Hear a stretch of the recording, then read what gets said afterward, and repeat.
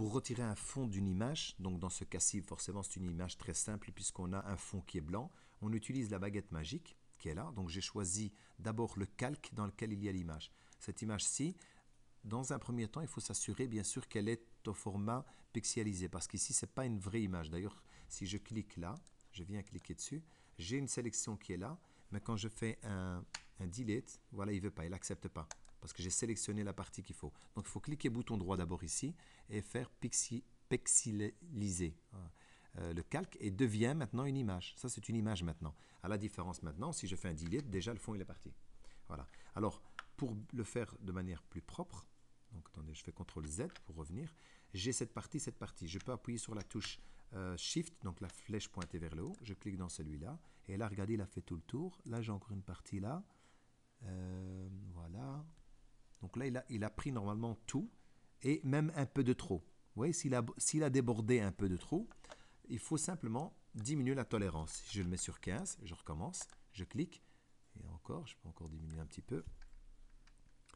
Si je mets 10, voilà, il est déjà un peu moins rentré. Et regardez, il va pas aussi loin.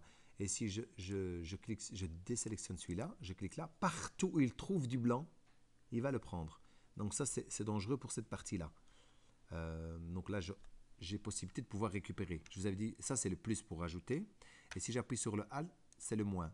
Donc si je mets le Alt, attendez, je fais ça, le Alt, et je prends celui-ci, Alt, je peux sélectionner ce que je veux récupérer. Ça, je récupère. Ça, je récupère. Avec rien que l'outil de sélection, ça veut dire que je ne vais pas le vider. Ça, c'est une des possibilités. Puis là, je veux rajouter. Je prends ma baguette, j'appuie sur le petit plus, le Shift pour qu'il y ait un petit plus. Et là, je peux aussi zoomer. Donc, pour zoomer, la touche Alt et tourner la roulette de la souris, ou bien aller jouer ici avec la navigation. Et donc, comme ça, ici, maintenant, avec le navigateur, je peux me déplacer et je peux venir rajouter des clics. Ah non, c'est un moins ça, il faut un plus. Je viens rajouter. Voilà. Et je peux même dire ici qu'il ne rajoute que là. Voilà. Donc, je dézoome pour voir s'il ne m'a pas pris le reste, parce que tout à l'heure, j'avais cliqué trop loin, là, voilà. Il me semble bien. Je retire ce que j'ai dit tout à l'heure ici, avec la touche Alt, ici aussi. La touche Alt et un petit moins à côté de ma petite 3 de la souris. Voilà, donc là, il n'a pas repris. Je continue avec celle-ci, et je peux prendre même la loupe pour aller zoomer, pour mieux voir là où je veux continuer. Donc ici, je reprends celle-là, j'appuie sur la touche Shift, donc la flèche pointée vers le haut. Bah, par exemple, je supprime ou je supprime ça. Allez, on va le supprimer. Non, ça c'est un peu trop loin. Et il a trouvé du rouge, plus du rouge au-dessus. Donc là, CTRL Z une fois en arrière, revenir. Et je peux diminuer la tolérance encore si je veux. Non, il déborde de trop parce qu'il a senti qu'il y a le rouge. Mais c'est pas grave, je reprends ceci avec le Alt. C'est tout un exercice, bien sûr. Voilà, ça c'est une des manières. Puis il y a encore une autre possibilité de pouvoir supprimer ou rajouter les infos.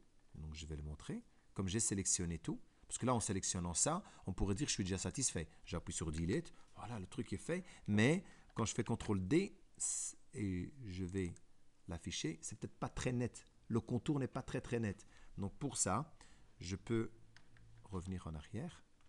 Voilà. Donc je fais CTRL Z une fois et puis CTRL et la touche Alt plus Z pour continuer à revenir encore en arrière plusieurs fois.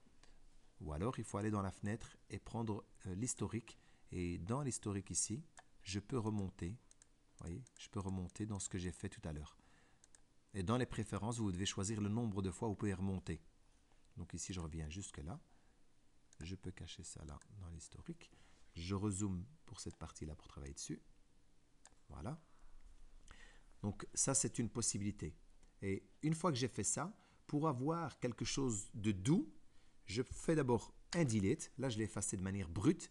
Et maintenant, avec toujours un outil de sélection, n'importe lequel, celui-là ou celui-là, je clique bouton droit et j'ai un contour progressif. Et là, je vais mettre que 1 parce que si je mets de trop, la sélection va rentrer à l'intérieur, il va me rogner trop de matière. Exemple, si je fais 5, je fais OK.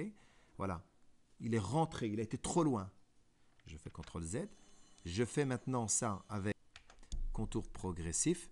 Je vais mettre que 1. On va voir combien. Est-ce que c'est assez? Là, on a à peine remarqué. Donc, tout un petit peu adouci. Donc, si je fais un delete, j'aurai un arrondi, enfin, tout l'effacement adouci. Voilà, il est adouci. Si je continue, il adoucit encore. Voilà, on le voit, hein, il adoucit. Je vais exagérer exprès. Hein. Je continue encore, je continue. Il adoucit 1, 1. Puis, je fais CTRL D. Là, ça paraît moche, mais c'est normal parce qu'on a zoomé. Mais dans la taille réelle, elle est plus douce que tout à l'heure. Le contour est plus doux. Voilà.